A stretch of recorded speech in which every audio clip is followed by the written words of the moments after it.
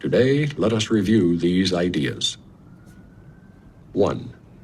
Nothing I see means anything. The reason this is so is that I see nothing, and nothing has no meaning. It is necessary that I recognize this, that I may learn to see. What I think I see now is taking the place of vision. I must let it go by realizing it has no meaning, so that vision may take its place. 2.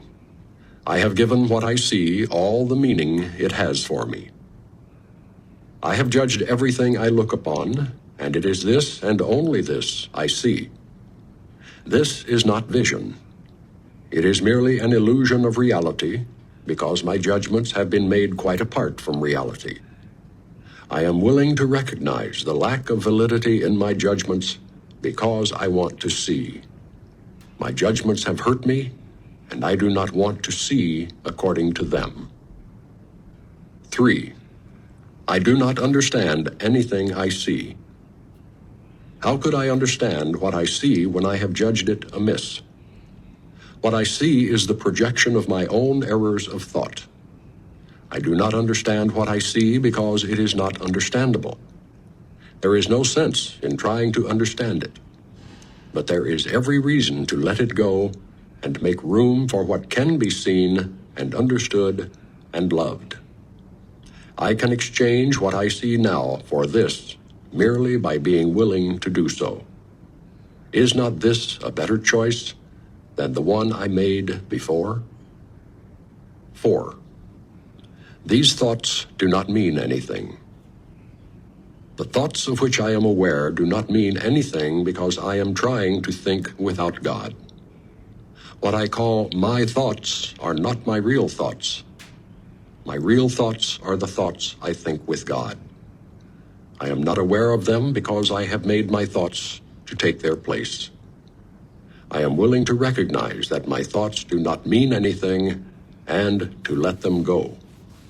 I choose to have them be replaced by what they were intended to replace. My thoughts are meaningless, but all creation lies in the thoughts I think with God. 5. I am never upset for the reason I think. I am never upset for the reason I think because I am constantly trying to justify my thoughts. I am constantly trying to make them true. I make all things my enemies so that my anger is justified and my attacks are warranted. I have not realized how much I have misused everything I see by assigning this role to it. I have done this to defend a thought system that has hurt me and that I no longer want. I am willing to let it go. 6. I am upset because I see what is not there. Reality is never frightening. It is impossible that it could upset me. Reality brings only perfect peace. When I am upset, it is always because I have replaced reality with illusions I made up. The illusions are upsetting because I have given them reality, and thus regard reality as an illusion. Nothing in God's creation is affected in any way by this confusion of mine. I am always upset by nothing. 7. I see only the past. As I look about, I condemn the world I look upon. I call this seeing. I hold the past against everyone and everything, making them my enemies. When I have forgiven myself and remembered who I am, I will bless everyone and everything I see. There will be no past, and therefore no enemies, and I will look with love on all that I failed to see before. 8. My mind is preoccupied with past thoughts. I see only my own thoughts, and my mind is preoccupied with the past. What then can I see as it is? Let me remember that I look on the past to prevent the present from dawning on my mind. Let me understand that I am trying to use time against God. Let me learn to give the past away, realizing that in so doing, I am giving up nothing. 9. I see nothing as it is now. If I see nothing as it is now, it can truly be said that I see nothing. I can see only what is now. The choice is not whether to see the past or the present. The choice is merely whether to see or not. What I have chosen to see has cost me vision. Now I would choose again that I may see. 10. My thoughts do not mean anything. I have no private thoughts, yet it is only private thoughts of which I am aware. What can these thoughts mean? They do not exist, and so they mean nothing. Yet my mind is part of creation and part of its creator. Would I not rather join the thinking of the universe than to obscure all that is really mine with my pitiful and meaningless private thoughts? 11. My meaningless thoughts are showing me a meaningless world. Since the thoughts of which I am aware do not mean anything, the world that pictures them can have no meaning. What is producing this world is insane, and so is what it produces. Reality is not insane, and I have real thoughts as well as insane ones. I can therefore see a real world if I look to my real thoughts as my guide for seeing. 12. I am upset because I see a meaningless world. Insane thoughts are upsetting.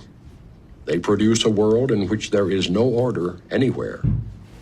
Only chaos rules a world that represents chaotic thinking, and chaos has no laws. I cannot live in peace in such a world. I am grateful that this world is not real and that I need not see it at all unless I choose to value it. And I do not choose to value what is totally insane and has no meaning.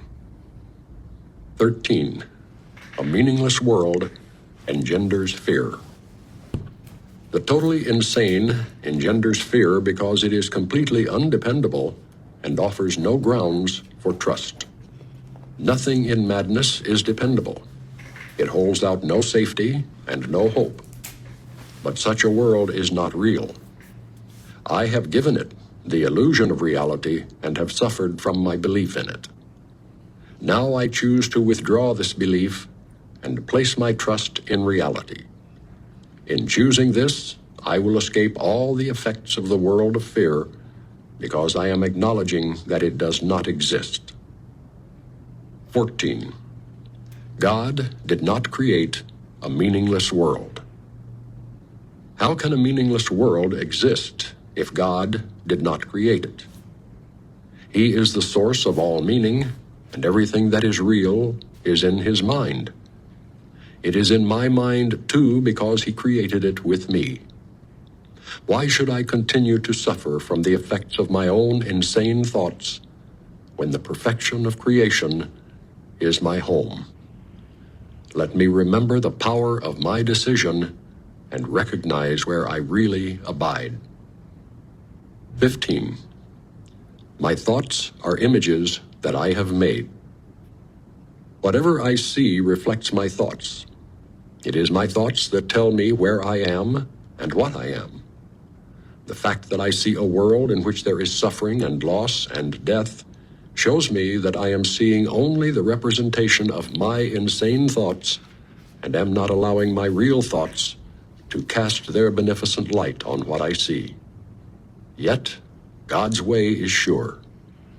The images I have made cannot prevail against him because it is not my will that they do so. My will is his, and I will place no other gods before him. 16. I have no neutral thoughts. Neutral thoughts are impossible because all thoughts have power. They will either make a false world or lead me to the real one. But thoughts cannot be without effects.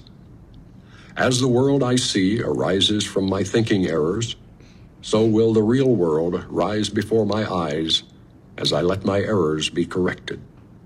My thoughts cannot be neither true nor false. They must be one or the other. What I see shows me which they are. 17.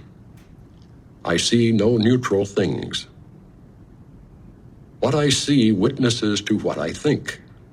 If I did not think, I would not exist, because life is thought.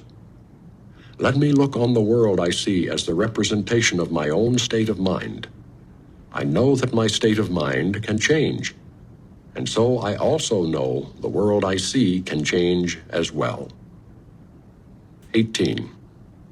I am not alone in experiencing the effects of my seeing. If I have no private thoughts, I cannot see a private world. Even the mad idea of separation had to be shared before it could form the basis of the world I see. Yet that sharing was a sharing of nothing. I can also call upon my real thoughts, which share everything with everyone. As my thoughts of separation call to the separation thoughts of others, so my real thoughts awaken the real thoughts in them, and the world my real thoughts show me will dawn on their sight as well as mine. 19. I am not alone in experiencing the effects of my thoughts. I am alone in nothing. Everything I think or say or do teaches all the universe. A son of God cannot think or speak or act in vain. He cannot be alone in anything. It is therefore in my power to change every mind along with mine, for mine is the power of God. 20. I am determined to see. Recognizing the shared nature of my thoughts, I am determined to see. I would look upon the witnesses that show me the thinking of the world has been changed. I would behold the proof that what has been done through me has enabled love to replace fear, laughter to replace tears, and abundance to replace loss. I would look upon the real world and let it teach me that my will and the will of God are one. 21. I am determined to see things differently. What I see now are but signs of disease, disaster, and death. This cannot be what God created for His beloved Son. The very fact that I see such things is proof that I do not understand God. Therefore, I also do not understand His Son. What I see tells me that I do not know who I am. I am determined to see the witnesses to the truth in me rather than those which show me an illusion of myself. 22. What I see is a form of vengeance. The world I see is hardly the representation of loving thoughts. It is a picture of attack on everything by everything. It is anything but a reflection of the love of God and the love of His Son. It is my own attack thoughts that give rise to this picture. My loving thoughts will save me from this perception of the world and give me the peace God intended me to have. 23. I can escape from this world by giving up attack thoughts. Herein lies salvation, and nowhere else. Without attack thoughts, I could not see a world of attack. As forgiveness allows love to return to my awareness, I will see a world of peace and safety and joy. And it is this I choose to see in place of what I look on now. 24. I do not perceive my own best interests. How could I recognize my own best interests when I do not know who I am? What I think are my best interests would merely bind me closer to the world of illusions. I am willing to follow the guide God has given me to find out what my own best interests are, recognizing that I cannot perceive them by myself. 25. I do not know what anything is for. To me, the purpose of everything is to prove that my illusions about myself are real. It is for this purpose that I attempt to use everyone and everything. It is for this that I believe the world is for. Therefore, I do not recognize its real purpose. The purpose I have given the world has led to a frightening picture of it. Let me open my mind to the world's real purpose by withdrawing the one I have given it and learning the truth about it. 26. My attack thoughts are attacking my invulnerability. How can I know who I am when I see myself as under constant attack? Pain, illness, loss, age, and death seem to threaten me. All my hopes and wishes and plans appear to be at the mercy of a world I cannot control. Yet perfect security and complete fulfillment are my inheritance. I have tried to give my inheritance away in exchange for the world I see. But God has kept my inheritance safe for me. My own real thoughts will teach me what it is. 27. Above all else, I want to see. Recognizing that what I see reflects what I think I am, I realize that vision is my greatest need.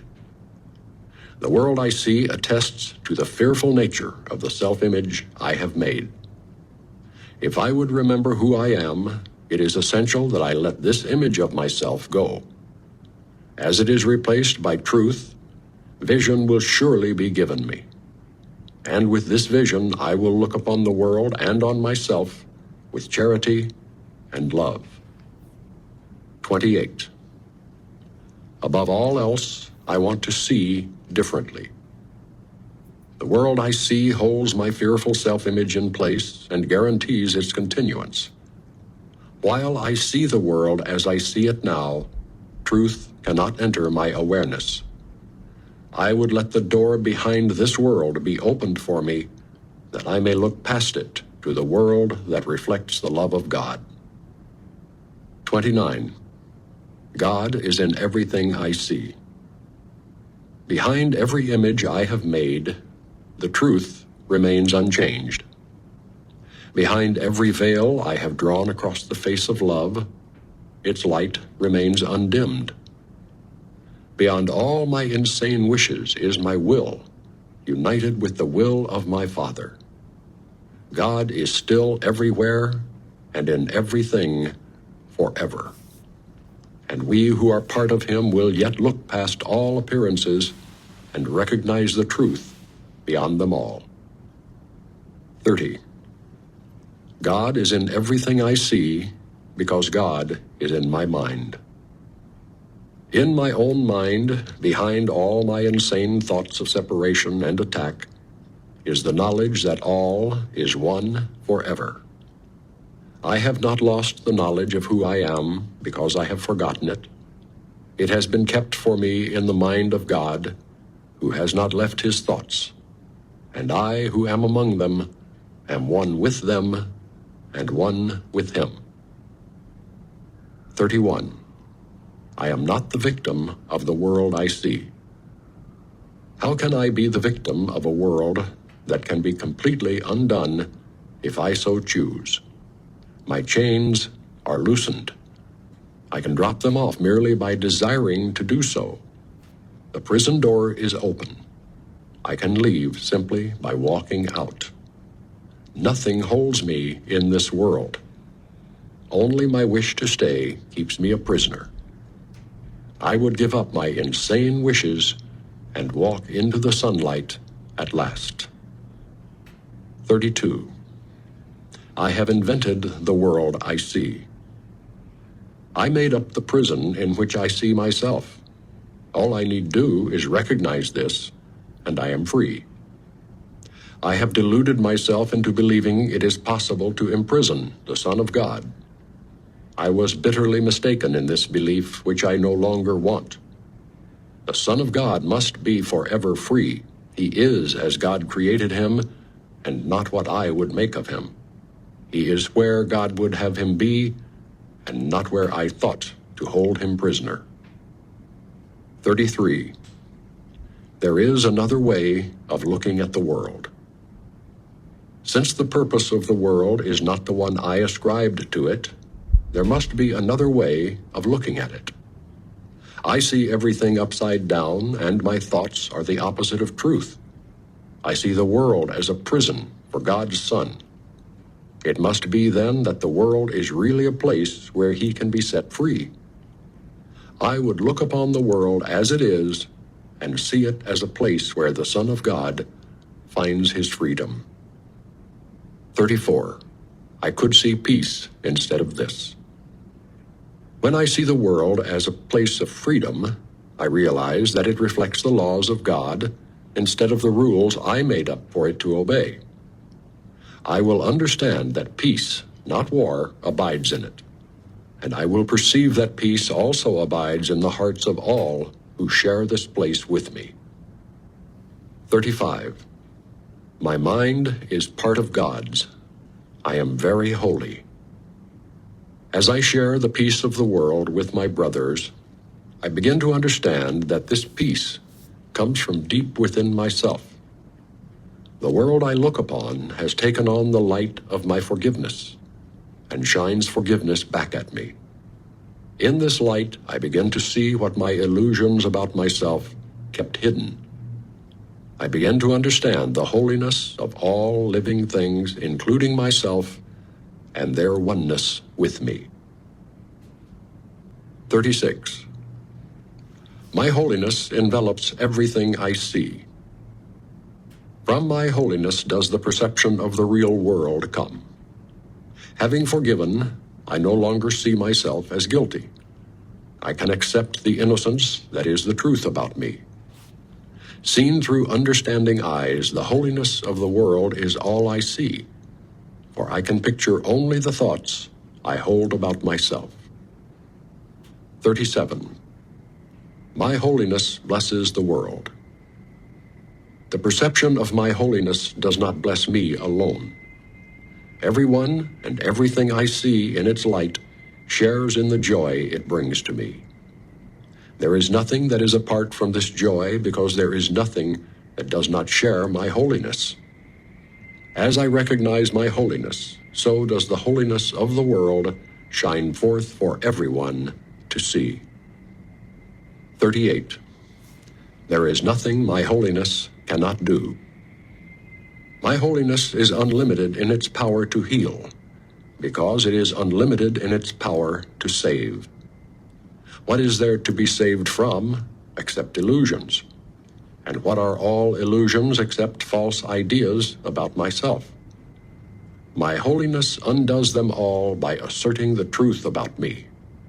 In the presence of my holiness, which I share with God himself, all idols vanish. 39. My holiness is my salvation. Since my holiness saves me from all guilt, recognizing my holiness is recognizing my salvation. It is also recognizing the salvation of the world. Once I have accepted my holiness, nothing can make me afraid. And because I am unafraid, everyone must share in my understanding, which is the gift of God to me and to the world. 40. I am blessed as a son of God. Herein lies my claim to all good and only good. I am blessed as a son of God. All good things are mine because God intended them for me. I cannot suffer any loss or deprivation or pain because of who I am. My Father supports me, protects me, and directs me in all things. His care for me is infinite and is with me forever. I am eternally blessed as his son. 41. God goes with me wherever I go. How can I be alone when God always goes with me? How can I be doubtful and unsure of myself when perfect certainty abides in him? How can I be disturbed by anything when he rests in me in absolute peace? How can I suffer when love and joy surround me through him? Let me not cherish illusions about myself.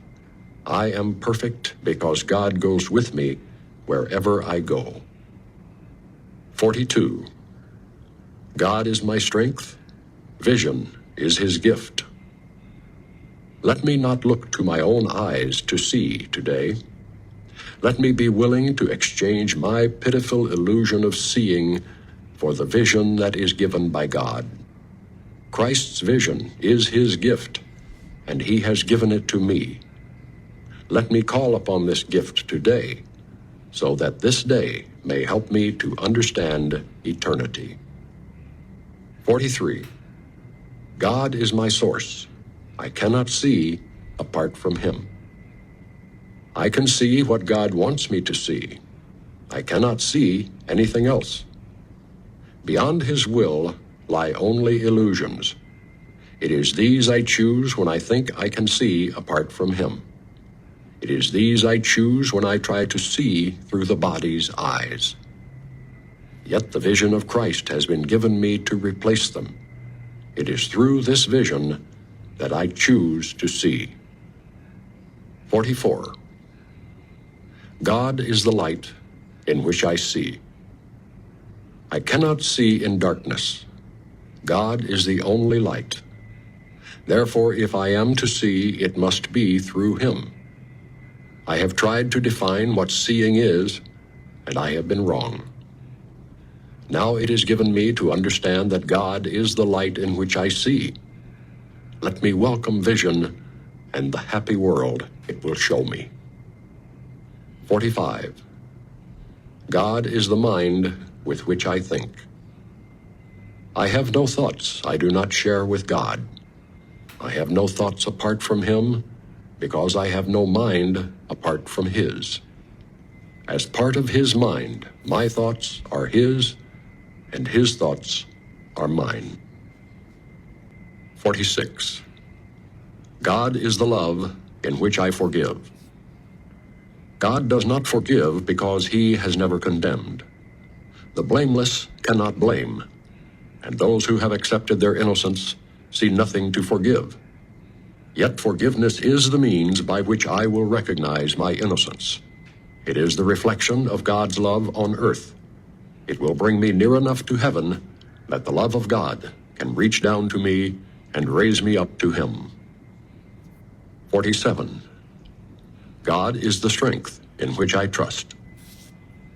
It is not my own strength through which I forgive. It is through the strength of God in me which I am remembering as I forgive. As I begin to see, I recognize his reflection on earth. I forgive all things because I feel the stirring of his strength in me, and I begin to remember the love I chose to forget, but which has not forgotten me. 48. There is nothing to fear. How safe the world will look to me when I can see it. It will not look anything like what I imagine I see now. Everyone and everything I see will lean toward me to bless me. I will recognize in everyone my dearest friend. What could there be to fear in a world that I have forgiven and that has forgiven me? 49. God's voice speaks to me all through the day. There is not a moment in which God's voice ceases to call on my forgiveness to save me. There is not a moment in which his voice fails to direct my thoughts, guide my actions, and lead my feet. I am walking steadily on toward truth. There is nowhere else I can go, because God's voice is the only voice and the only guide that has been given to his Son. 50. I am sustained by the love of God. As I listen to God's voice, I am sustained by his love. As I open my eyes, his love lights up the world for me to see. As I forgive, his love reminds me that his Son is sinless. And as I look upon the world with the vision he has given me, I remember that I am his son.